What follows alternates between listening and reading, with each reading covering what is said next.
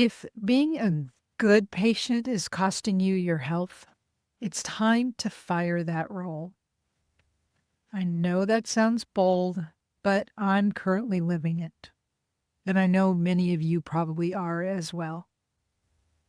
We've all been conditioned to be polite, agreeable, and grateful for whatever crumbs of care we get, even when our body is screaming something's wrong.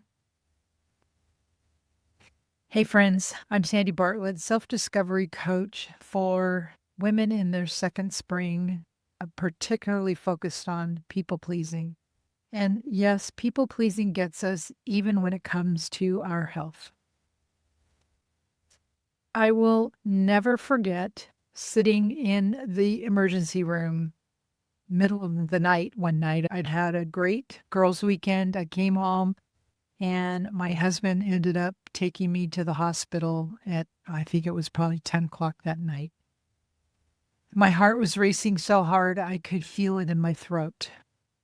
And that nurse looked at me and said, "Oh, it's probably just a panic attack. We get those here all the time."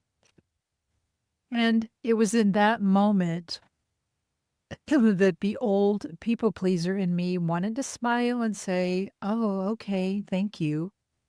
But I knew there was something inside that said, "No, you know your body." When she finally hooked me up to the monitor to test, she turned to me and said, and she looked at my husband, she said, "Yep, she's right." And I wanted so badly to say, "No shit. I know my body," but I didn't.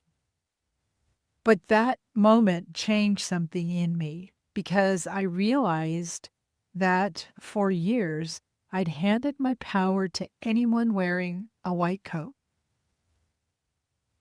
There was another time more recently where I asked my cardiologist why I was just burping all the time. I had even done some research to see was it even a thing and found out that, yeah, it was. And he completely dismissed me. No curiosity, no listening, just brushed it off. And I accepted it.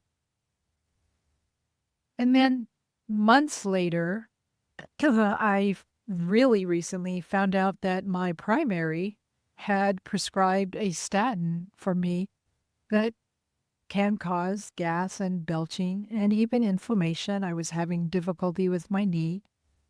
And even the additional information that I got was even that it could lead to diabetes. And the more I read this information that was shared with me, the more angry I got because it was just my last doctor's visit. And for 5 months of discomfort, and not one person thought to question it. And don't even get me started on the fact that it could lead to diabetes, given the fact that for years, all of my doctors, because I've had several because of moving, have been monitoring my blood sugar and my A1C. And then you're going to prescribe something that leads to diabetes? Like, seriously? But as women, we accept this because we were raised to trust the doctor and not make waves. That's people pleasing in a medical mask. It's that same instinct to be the good girl, to stay small and compliant, even when our intuition knows better. Because here's the real deal. Being polite has never healed a woman's body. And I'm not saying be rude, but being polite has never healed a woman's body, but advocacy has. Women have only been included in major medical studies for probably about the last 25 years. I was floored when I learned that recently. So when something feels off and your doctor says, "Oh, it's just hormones," or "You're just getting older," that's not a diagnosis, it's a dismissal. Your body is your evidence. Your intuition is your data. As recovering people pleasers, we have to unlearn the belief that being liked keeps us safe. The next time you walk into an appointment, and I've got a couple coming up and I plan to do this, remember you are not a guest, you are a partner. Ask the questions, take notes. And if they give you something or say something that just doesn't sit right, then say, I'm not comfortable with that answer yet, and question it. Don't just accept it and say, oh, okay, and then go on your way and be miserable. Your calm, grounded voice carries more authority than you realize. Before your next visit, write this at the top of your notes. I know my body and I deserve answers. That simple sentence shifts your energy from passive to powerful. You're not being difficult, you're being devoted to yourself.